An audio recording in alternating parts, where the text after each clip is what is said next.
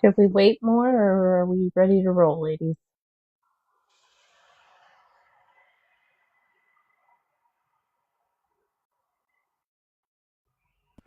Let's get started while people are coming in. Hey, Spamma.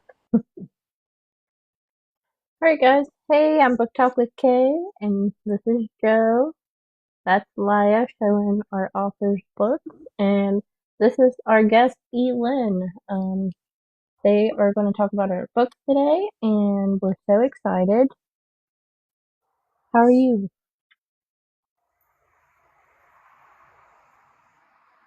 Me? Thank you, Spamma. How are you? Sorry, can Good. you hear me? Yes. Okay. So why don't you tell us about your book? So I have 4 books out right now. 2 romantic suspense, 1 romantic comedy, and 1 crime drama thriller. I love to read all genres, and I'm finding that I like to write all genres as well. It's just I'm a mood writer along with a mood reader. So what I end up writing is just kind of what I'm in the mood for at the moment. So it can be quite interesting. I love that because I'm a mood reader, so I totally get that. We like a little bit of everything too. Um, so do you want to talk about which one's your favorite so far? Which one's my favorite? Um, I don't know. I think Spring in My Step might be one of my favorites because I am just a naturally sassy and sarcastic person. So doing the rom-coms was a really good outlet for that because I could give the characters that banter and that sass that doesn't always fit into the other genres I write. I mean, you can put it in like a cozy mystery or something, but it works best in a rom-com, I feel anyway. Yeah, the banter was great. I was laughing. It was so cute. But it was also relatable. I lost my sister, so like I get that pain that never goes away. And it was just a really good book. Oh, thank you. I enjoyed it. I always want my characters to be relatable and believable and someone that you feel like you could know. And I don't know, something like that, I guess. Well, I think you nailed it. What was the inspiration for this one? So I came up with the idea of doing seasonal and holiday novellas some point last year. And so I live in Vermont. So I Ooh. helped sugaring in winters. I've had those awful muddy roads that you're trying to drive through and you can't go anywhere. And um, so a lot of it was just like things that I have either experienced or seen, heard about, and tweaked them and decided to make a book about them. So it's just a lot of things that I've seen and heard happening in spring in Vermont. So I love it. Can you share a moment from your personal life that inspired a character in one of your books? Um, not really a character, but just situations more so. So a lot of the trauma and different things that are in my books are because of my own intrusive thoughts and anxiety. So in my first book, The Depth of Their Scars, when I had my first daughter, we struggled to have her. And when I was in the delivery room, I had the biggest fear of losing her. So, and I wrote that book about when she was 6 months old. So I think for me, that was a lot of just getting those emotions out, and that's how it kind of was inspired. Is writing very healing to you? I know a lot of authors that we interview, it helps heal a part of them that they struggle with. Yes, absolutely. It definitely is a good outlet for all of my anxiety. I've done a lot better with it since I started writing just because of that outlet. It lets me get it out there without it festering in some strange manifestation way. Um, how do you choose the titles for your books? Um, that's a good one. I so Spring in My Step, I wanted something that could have a dual meaning to it. So, I mean, springtime, and then the quote does come up spring in my step at one point in the book. So that's kind of how I picked that one. Roadrunner Motel, I was actually going to title it something different, but I ended up going with the name of the motel just because I felt it fit better. Honestly, I don't even remember what I was originally going to name it. But it's a lot of whatever fits best. And I think most of my books, I've changed the titles a couple of times before they ever make it to release.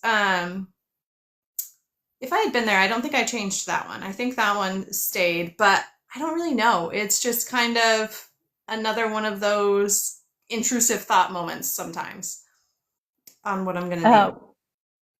we have a question. It says, with three different genres, was there one that was harder than the others to write?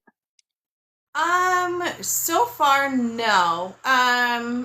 There were some that had to require more research on my part, which I suppose you could say was a little bit harder. Like for Roadrunner Motel, it's a human trafficking story. So I was trying to do some research on ways to transport people and different things like that. So it's probably when there's a lot of research required.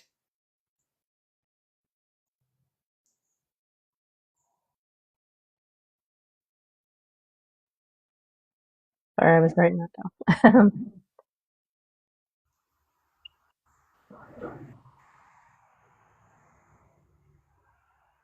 How do you approach the writing dialogue, and do you have any tips for authors that are struggling with that?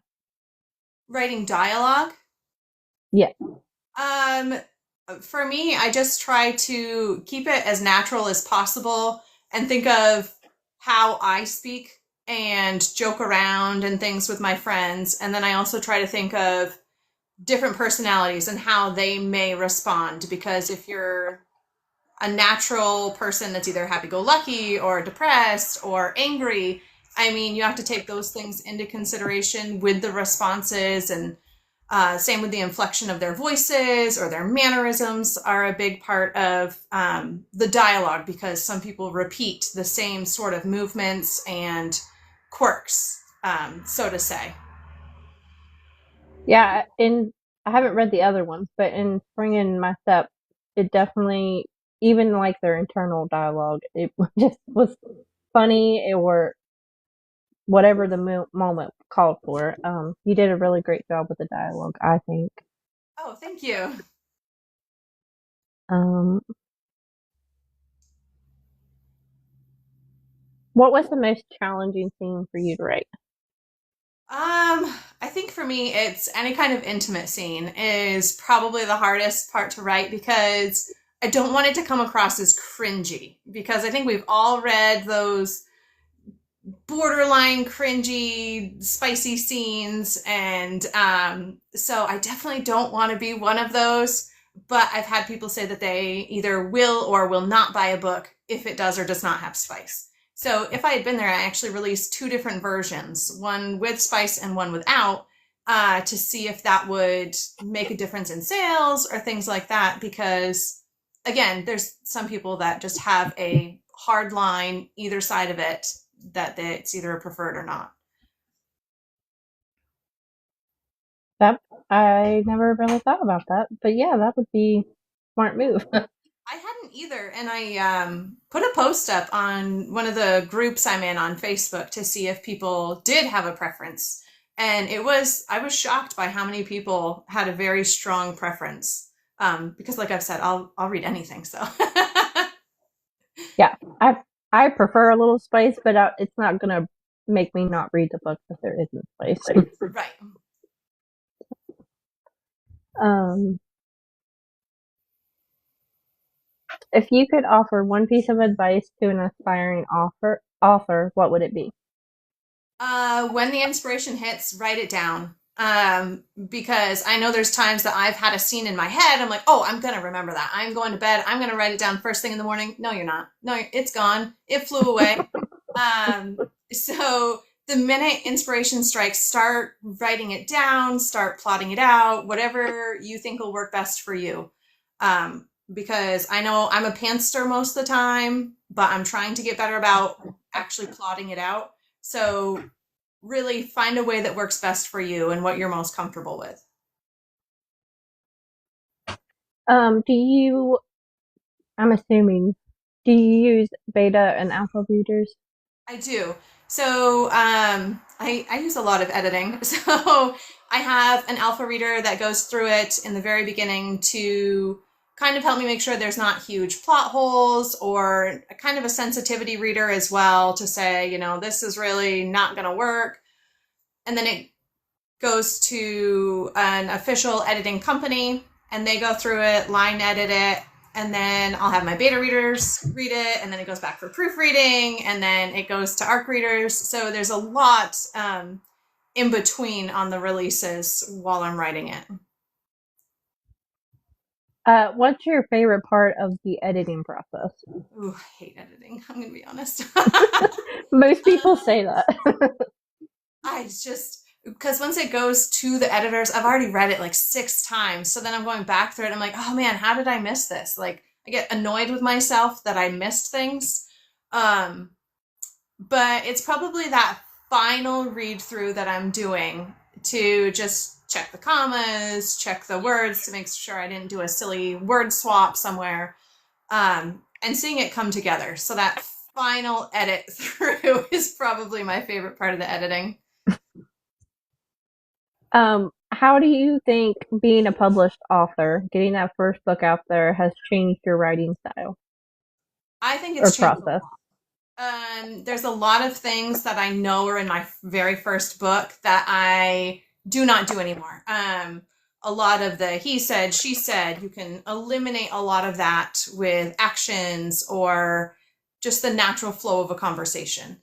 And then I can't remember what my editor always calls it, but she always points them out to me. And so it's like, I stood up. Okay, well, you don't have to say up. You can just say I stood or he stood.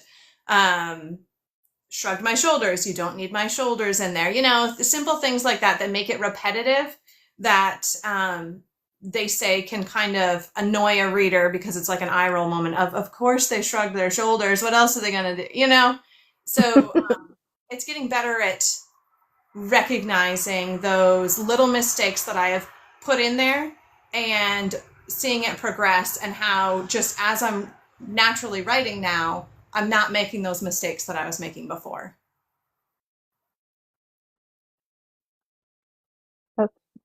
Um, what's your biggest pet peeve when you're going back through your work, and what's your like the biggest thing that stands out to you that you do? Oh goodness. I think the biggest thing I do is initially my sentence structures are very similar.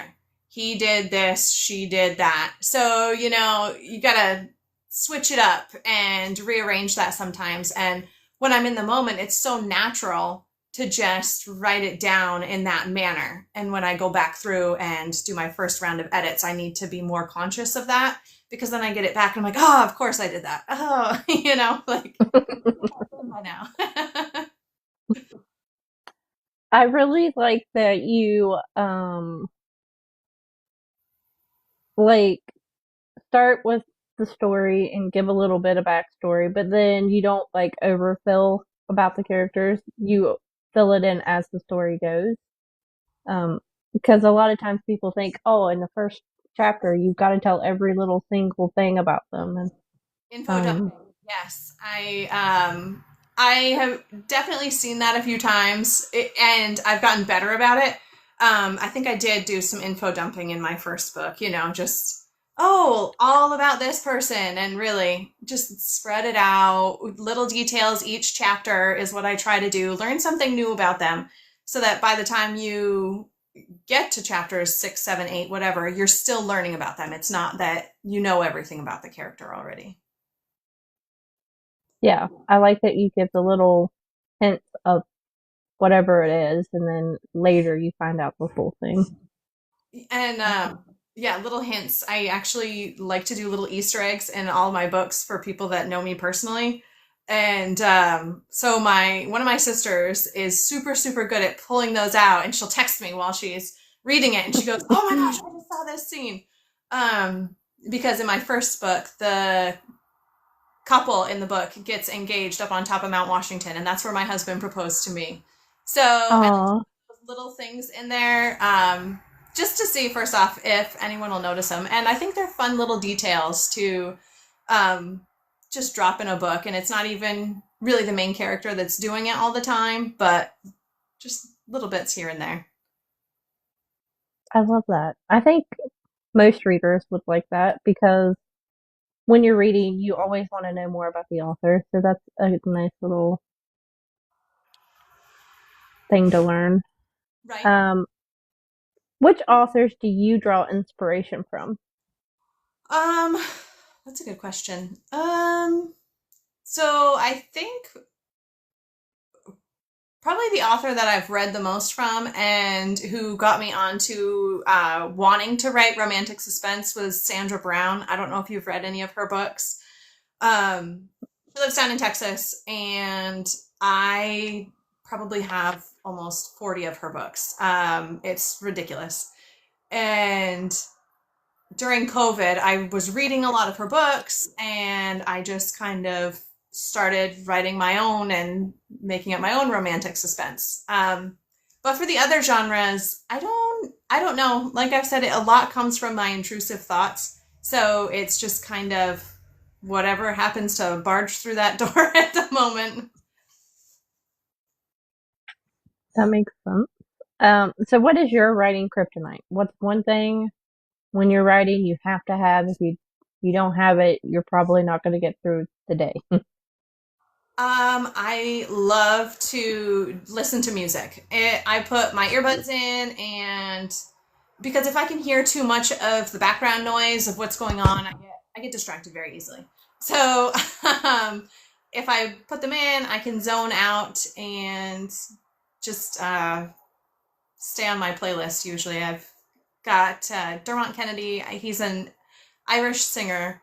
Absolutely love him, and he is usually my go-to for when I'm listening to music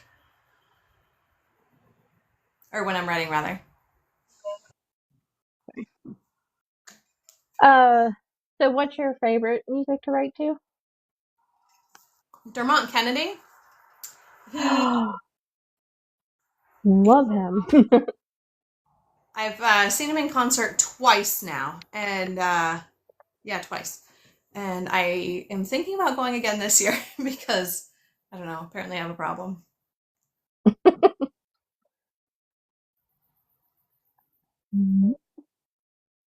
That just means you know what you like. Yeah, exactly. Exactly. It drives my husband nuts. He goes, "Are you listening to the same music again?" I'm like, "Yes." I'm one of those people also that if I find a new song I like, I have to listen to it until I know all the lyrics.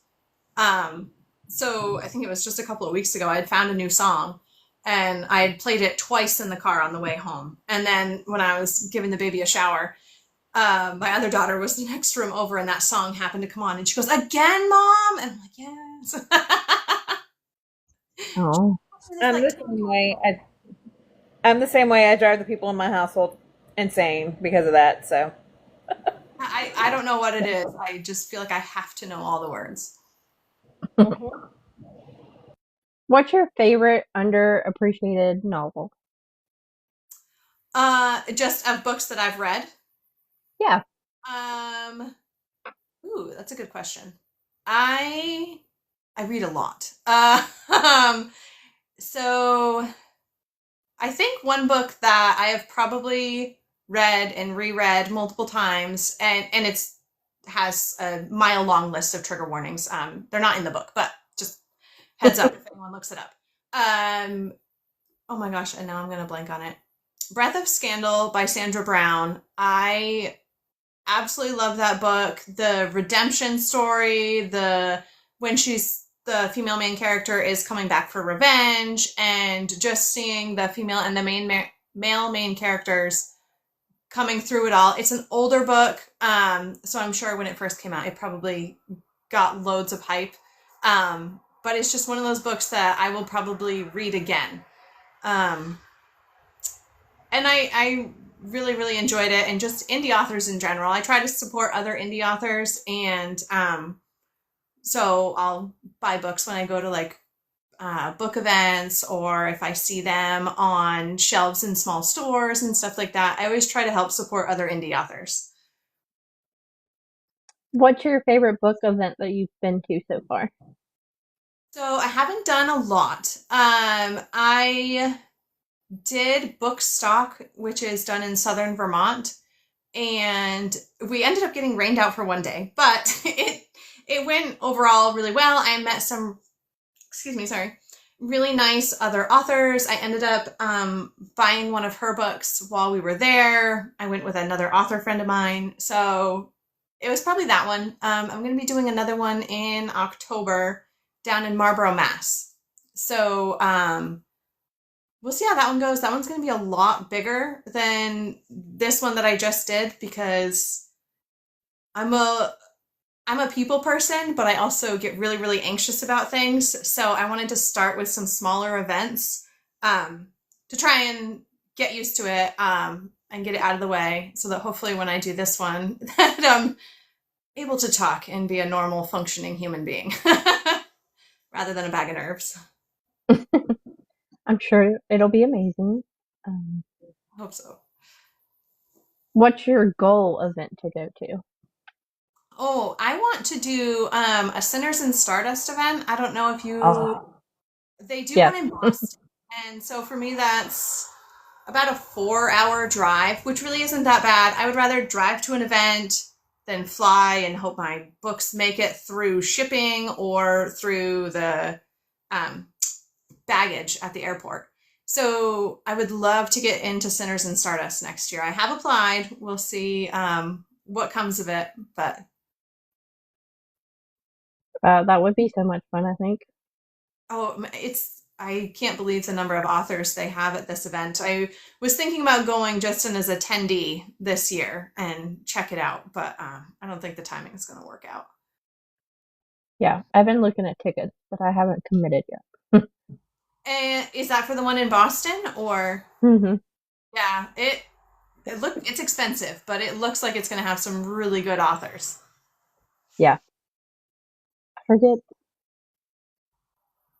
I forget which one absolutely like made me go look at the tickets, but there is a lot of amazing ones. But, Yes. how many unpublished or work in progresses do you have right now? Oh, I have like 30. I actually counted them a few weeks ago because, Wow.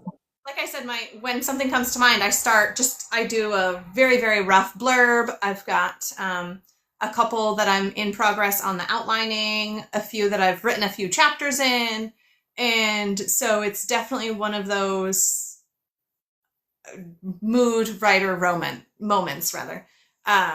So yeah, one of my sisters was asking, so I went through and counted, and I was a little ashamed to tell her. It was I over think 30, that's amazing. That's just 30 books we have to look forward to. right? How do you keep track of all of that? That seems like um, so much and so much information. Like, do you have a spreadsheet? oh my gosh, I love spreadsheets. Me too. I do not. So I just keep them in I have a special folder for them on my computer, and I just scrolled through them all. I did make a list out a couple of months ago, trying to plot out like how many books I could release a year and what order I wanted to do them in. But a spreadsheet's a good idea. My sisters always laugh at me because I have a spreadsheet for everything else. So, So do I. I do too. Yeah, I love that you keep track of all that stuff too. I like organization. It helps with my yeah. brain. Yeah. Jeffrey had a question. He asked, "What genre have you not wrote for yet that you would like to?" So I've started plotting out a fantasy. I am actually plotting this one because fantasy is just a whole nother realm of Yeah. you really have to have it planned out. So so that one I think I have the first 12 chapters plotted out. So that one I'm really excited to get into. I never thought I would be able to write fantasy just because of how much goes into it. I didn't think I was creative enough to even attempt it. And a few weeks ago I had an idea, so I'm like, all right, let's see how this goes. So Well, that's exciting. I love fantasy and romantasy. That's my favorite. me Or too. rom-com. I love it. I'll read it all. Um, so what does literary success look like to you? um I just want to find readers that enjoy my books. I don't think I'll ever be at a point where I'll be able to quit my full time job. So, to me, it'll just, if I can find a great core group of readers who enjoy my books, who want to read them as they come out, I think I would consider that a success because that means I'm finding people that connect with me, that connect with my work, and want to follow me on that journey and experience it with me. And yeah, just finding those people that are going to enjoy it, I guess. Felicia asked, is there a genre that you're staying away from? Um, I don't know as if I'd ever be able to write a horror. I don't like I'll read thrillers and things like that, but horror, I don't know if I could ever get into the mindset to write something like that. But you never know what's going to happen.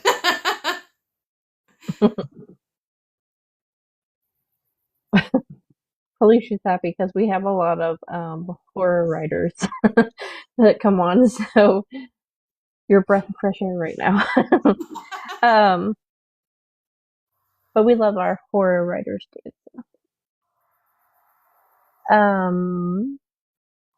What do you hope readers will take away from your book? Book. um that it's always possible to heal because there's always so much trauma in my books because I don't think there's ever a person that goes through life that it's just everything is easy.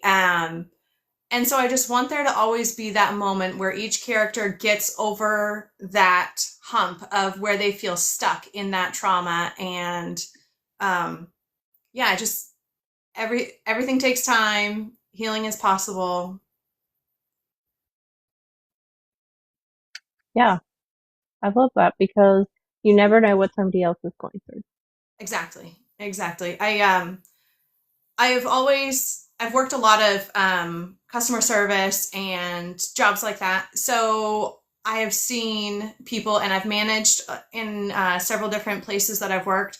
So I've had people come to me with problems that nobody else knows about. And, so it's just being able to know that there's always that background on people that you don't always get to see. And so I always try to be conscious of that just as a person in general, but I also want that to show through in my books too, because everyone has something going on.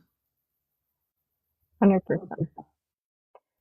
So, have you had a fan interaction that really stands out to you from somebody that just related so much with one of your books? Um, I did. I actually had someone after reading my first book, The Depth of Their Scars, reach out to me and say that in reading it, it helped them process and heal from some of their own traumas. And I was astonished, honestly, that someone would have such a grand reaction to something that I had written. So, yeah, it would probably be that. It was about last year that someone reached out to me, middle of the year. Oh, that's got to be amazing as an author and wanting your words to get out there to people. That's got to be a highlight for sure. Oh, absolutely. What's one thing that you edited out of any of your books that you can share with us? Um, so Roadrunner Motel, what the original book that I submitted had, instead of 5 women in the human trafficking situation, it was like 20. So my editor came back to me and said, I see what you're trying to do, but having that many people in the situation, it's going to be really hard for readers to connect. And so I pared it down and almost changed the entire book after getting that feedback. Oh wow. Yeah. That's change. Was was that deflating or did it inspire you? I think when I initially read that comment, I definitely felt just that gut punch of, oh my gosh, like I really screwed this book up. There's no way I'm going to come back from this. And if people aren't going to connect with the characters, then what's the point? Just kind of that self-doubt that goes with anything essentially. And but after I let that set for a couple of days, I was able to come back around and do what needed to be done to fix it. That's amazing. How do you get past those writing hurdles where you get the feedback and you're like you were excited about it or thought it was going a certain way and you're like, oh, Yeah, I try to let things sink in for a couple of days and let it kind of marinate, because I don't want to jump too quickly of ignoring their feedback, or the other side of it of going too drastic with my changes. So I try to read through it, let it sit for a couple of days, and then once I get into it and start going back through everything, it's so much easier to see why they said what they did. My very first book, when I got the edits back, I felt like I was being picked on almost. You know what I mean? Like it was very, very mhm. hard for me to share it because I'd had this book done for 2 years probably before it ever even went to an editor. Oh, Um, wow. so then once I got those comments back, I'm like, oh my gosh, I'm terrible. I'm awful at this. I don't even know why I'm trying to do this. And so, because it was new to me. There was so much that needed to be changed, needed to be fixed. And yeah, it was pretty deflating when I got those first few comments back, but just letting it sit and going through again later on, rereading the comments after they've settled. So you said it took 2 years to get to the editor. Was that by choice or was it just because it was your first work? Like you didn't know the process or So part of it was the process, and part of it was just my own insecurities and anxieties about allowing someone else to read my work. Because, sorry, excuse me. Um, that was just something that was really difficult for me. And for a while, I didn't even tell anyone that knew me personally that I had written a book after I released it, because I was just so terrified that people were going to read it and be like, wow, she's a little crazy. You know what I mean? So, yeah, it took me a couple of months after it was released to finally share it on my personal Facebook page and say, hey, I did a thing. Um, but yeah, it was just mostly anxiety, self doubt, um, just being anxious about it. what gave you that push to get past that? Um, I think it was just having it sit there and knowing that I wanted to publish it. It was just like, okay, well, obviously you can't publish it if no one's going to read it. It's kind of counterproductive. So, um, and I felt much better having an editor go through it and fix all the things they could find before I put it out there for other people to read. Do you use the same editor for all your books? So I use the same company for my full length novels. I've used the same company for all of those. Spring in My Step is my novella. I had used somebody else. But sometimes I get the same editors, sometimes I don't. Some editors have genre preference, or like Roadrunner Motel, the editor I was originally going to have had some sensitivity triggers, and so she was not comfortable reading my work. So then I got switched to somebody else. So I'll continue with the same company. It's just sometimes it varies for the depth of their regrets that I'm hopefully releasing in October. I have the same editor as what I had in If I Had Been There. So, and I loved working with her. She was absolutely amazing. And we're going to do some back and forths once I get through it. If one of your movies, you can pick whichever, or one of your books, you can pick whatever one you want. It would turn into a movie. Who would you pick to cast it? Oh, I have never thought about that. Um, I don't know. That's a fun question. Um, if I Had Been There has, like kind of a rugged mountain man, pretty much, male main character. And I did have a couple people actually reach out to me and say, I think this would be a fun, like, Netflix series, which I thought was pretty funny because I was like, wow, that's nice of you to say. But, yeah, I don't know who I'd want them to cast, honestly. I'd actually have to think about that a lot, I think. I don't have any immediate reactions to that.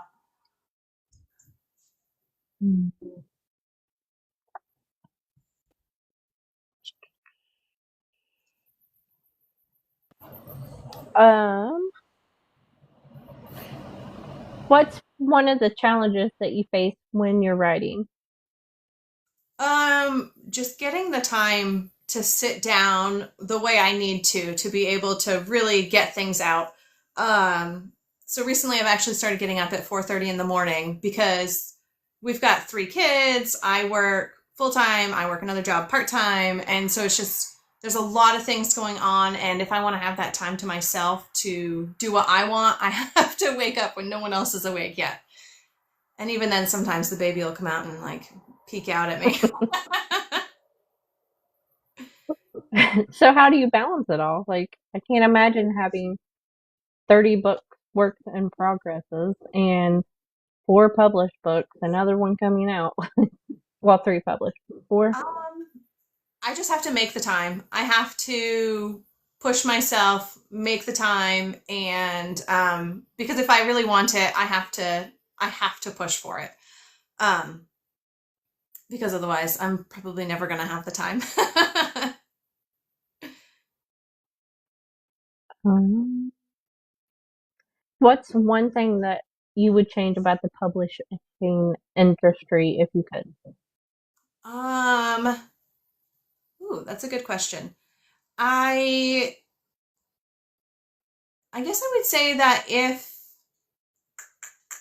I could change anything, it would just be easier for independent authors to get their books out into other stores, um, and get them stocked on the shelves, even if it's just onesie twosies. You know what I mean?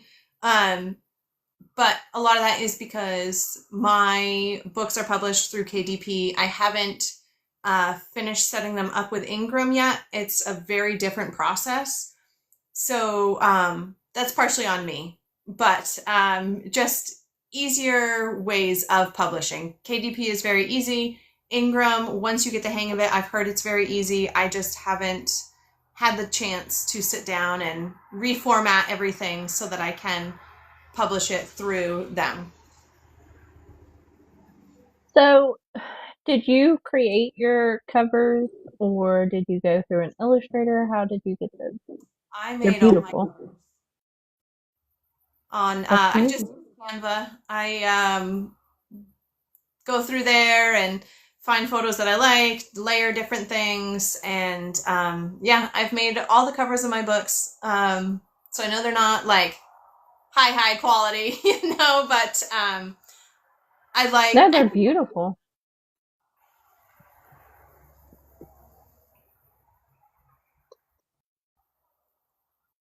Okay, so we're gonna switch up the questions a little bit. Um, if you could switch lives with any fictional character, who would you pick and why? Ooh, oh gosh, any fictional character. Yep. I guess it depends on what I'm mood reading at that point. But lately I have been reading the Empyrean series by Rebecca Yarros. So I think it would be so much fun to be just having the dragons, going out and experiencing all of these things. So yeah, I'm really digging that series. I'm only through the first two books. I'm procrastinating on the third because I want to wait till we're closer to the release of the fourth. But yeah, I really liked those first two books. Oh, I love it. I could not wait. I took off the day that Onyx Storm came out, and I stayed home and I read it. Like there was no way I was missing that. I have actually heard that same thing from so many people, and I hadn't read any of the books yet. So I'm like, what are you talking about? Like, are you really that excited about it? So then finally, um, my Audible credits stacked Mhm. up, and I was like, okay, I need to use these before they expire. So one of my sisters had just finished it and was really pushing it, so I said, okay, I'll give it a shot, see how it is. And I absolutely loved the first two books. So You just Yeah. made There's like CE Beck down there. We call her Navy. You just made her extremely happy. That is one of her favorite books. You also make Kay very happy because that is her favorite books.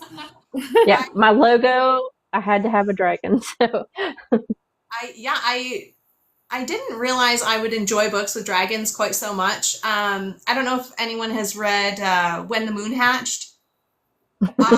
we It's were just talking about that today. I just like got it in the 700-page mail. book, and I think I read it in 3 days because I couldn't put it down. I absolutely demolished it. Absolutely loved it. Um, and I can't wait for the next one to come out. I think it got delayed. It was supposed to be Yeah. this fall, and I think it got delayed to next year. Um, that's okay. Yeah. And she's I not even promising for next year. I was so I hate cracking the spines on my books. So then I got about halfway through that one and I felt it crack and I was like, no. That would be hard because that's a Oh, there was thick no one. Yeah. Edmund Dante. I don't know who that is, Jeffrey.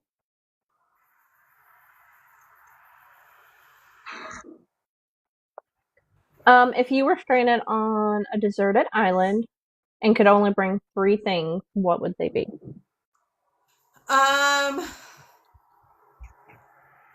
like how big are these things? Like can I bring a Whatever you want.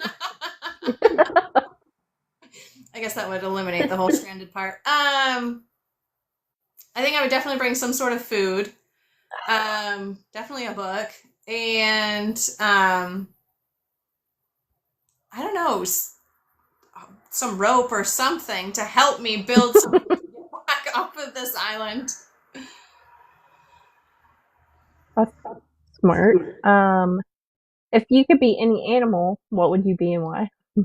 Ooh, an animal. Oh, I love so many animals. Um, I always have loved elephants as, I don't know, they just kind of meander around and their memories are amazing. And Yeah. yeah, I think I'd want to be an elephant, interestingly enough. And like nothing's taking you down once you get up there. Like, Yeah, exactly. Like I can just stuff you right out the way with my trunk and then yeah. continuing on my way. If you could time travel to any era, Ooh. where would you go? Um, I have always liked kind of the 1800s era. Everyone Me dressed too. really nice and, like Bridgerton and, things like that. So, I think it would be, I don't want to stay there, but just to experience it for a few days, I think that would be really amazing. Me too. That's where I would go. Or the 20s. I like the 20s. Yes. Yep. If you could have any super power, what would it be? Ooh. I think I would want to be able to. That's a really good question. Oh my gosh, just instantly transport from one place to another. No more travel time. Just vanish Yes. and go somewhere else. I need to see the beach. I'm gone. Exactly. If you were a pizza topping, what would you be and why? Um, banana pepper, I think. It's a little sweet, a little spicy. Like, You never know what you're going to get because some of them aren't spicy at all. I love that.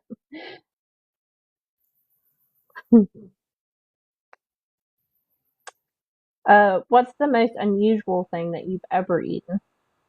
Eaten? Mm-hmm. Oh, I am not very adventurous.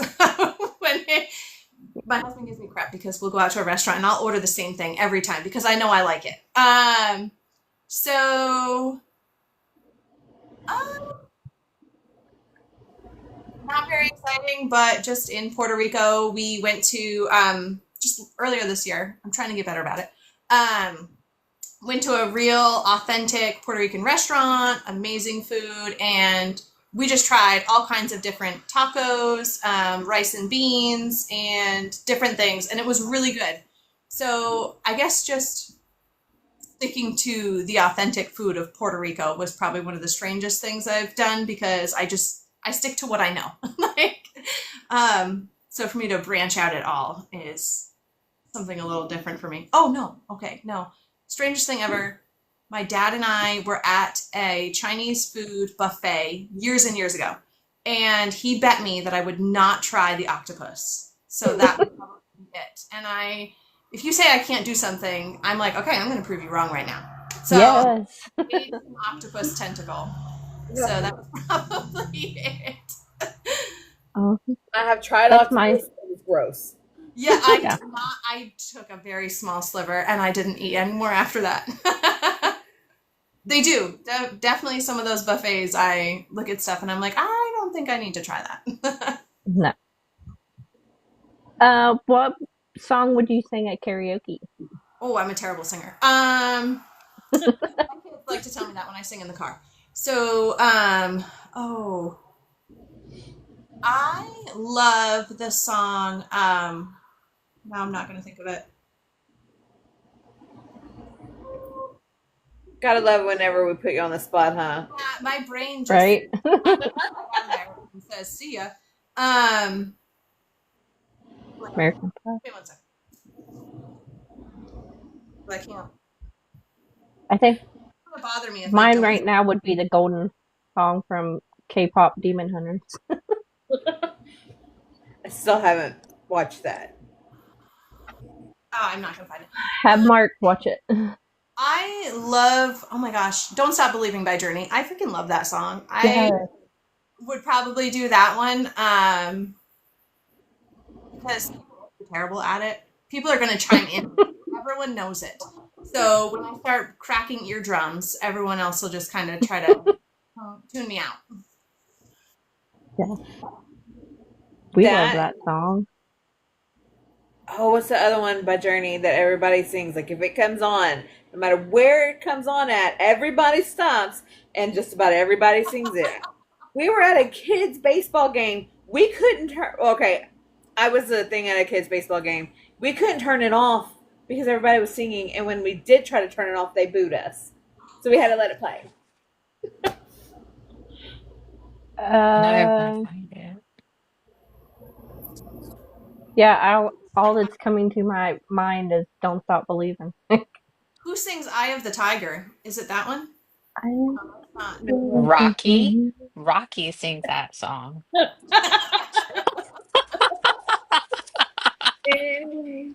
Oh, that's not the song, Sarah, but yes, that's another one too. All right, now I've gotta. Now this is gonna drive me crazy. Any way you want it? Need it any way Uh, you want it. No? Okay. Faithfully. Faithfully, I love that song. Or Me too. another one. Something squeezing. Yes. Yeah. I like Hootie and the Blowfish. I like Loving, Let Her touching, Cry. squeezing. Yes. Wheel on the Side. If you were president for a day, what would you do? Like, what would be the first thing that you would do? Oh, Sarah? no, no. Yeah, it is, Sarah. I think that would be a hard question to answer. I don't know that what I would do as a president. That's scary. Explore the White House, I guess. I don't know. Never been inside the White House. I think it would be cool. Um, go in the president's jet. That could be fun. Yeah. Ooh. Yes. Yes. I'm going. That'd be awesome. Sarah, that's Sarah, great. go ahead. Sarah said if we were at a pageant, the winning answer would be end world hunger. Yes. If you could pick any other profession, what would it be? So I am actually a finance manager by day. And so I love my spreadsheet, love my That's notes. why. Yeah. Um, I have always wanted to have my own store. My very first job was retail. I loved it. I love people, love the customer service. So cafe bookstore is the first thing that comes to mind because I've always wanted to do it. And I feel like all of us book lovers feel that same way because it's such a great way to connect with people. And Yeah. I think Yep. half your body weight is coffee. So I don't really put it anywhere else. Yeah. Um, Like, Even okay. David was like, yes. We, Joe and I have actually talked about that multiple times. We would love it's to open a bookstore and a coffee store. one of our dreams. Same. Oh. Yeah. What's the craziest thing you've ever done for love? Um, Climbed Mount Washington.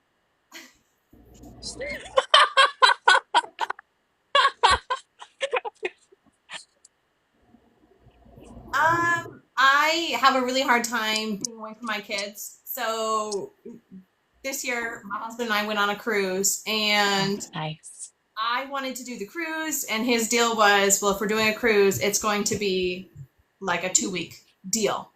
And that was really, really hard for me because I've only ever been away from my kids like 3, maybe 4 days at a time. And our oldest is 7.5. Well, my biological oldest is 7.5. So that was really, really hard for me. But I knew if that was the vacation that I wanted to do, I had to sacrifice and do that. So I think that would probably um, be one of the biggest things that I've sacrificed. And then I come home and I feel like my kids each grew like 4 inches. And um, yeah, so it's probably just being away from my kids that long was really, really hard for me. Oh. It is hard. Yeah. My daughter went to camp for the first time ever. We like most we've ever been apart is 2 days, and she's well, she'll be 14, but it was like, oh, that was so hard. I, oh my gosh, unbelievable. We video chatted them every single day because I'm a psychopath and I had to at least have that communication with them to let them know that mom didn't just desert you. I'm coming back. Okay, so tell us about what you have coming up, any events, where everybody can find you on um, social media or your website. So I am on pretty much all socials here: Facebook, Instagram, Threads, Lemonade a little bit. But I am going to be doing a book event in Marlborough, Mass in October. I believe it's the 24th. It's a 3-day event. I'm only going for the Saturday. It was like a last minute thing. One of my friends was going, and she let me know that there was a spot that opened up. So I can't remember what that one's called. Fall in Love, New England. And I'm hoping that my newest book, The Depth of Their Regrets, I want to release it on that day of the event. That would be Wow. Smart marketing wise. Yeah. That's my goal. So we'll see how it goes. Like I said, there's a lot I'm changing right now, so I don't know if it's going to work out, but fingers crossed. Um, and I've applied for other events that are happening next year. Um, Working with a friend of mine to see if we can host an event in Burke, Vermont, and do our own sort of thing. Very, very early on in the planning stages of that one, but yeah, I'll probably do Bookstock again down in southern Vermont. So a lot of my stuff will be more local to me. It's just an easier if I can go there in a day and come back, is easiest for me. Yeah. Stay close to the kids, fam. Hmm. Yeah. Yeah. Well, Does I think anybody have any questions before we let her go and enjoy her evening? I I was think going to people. tell you, when I got her book, that's Lincoln Infinity. Yes. Oh, I love that. Oh, So Erica Plum I found her on Instagram. She does my character arts for the bookmarks and things that I've put out. So if you need character art, stuff like that, she is awesome. I've worked with her a couple of times, sends me proofs to make sure that I like what she's doing. She's absolutely phenomenal. Little plug in there. I If had to she's show that where? on. Where do we find her? I found her on Instagram, but she's also on Facebook.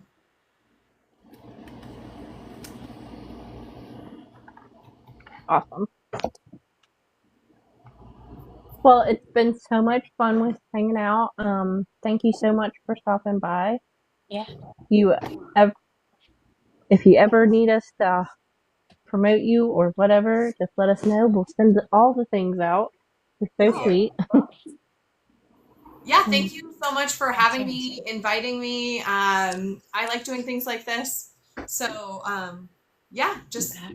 thank you for thinking of me and letting me come on here and blab all night. Love Well, it. thank you. Bye, everybody. Bye. It was Bye. so nice putting a face to the name now. Exactly.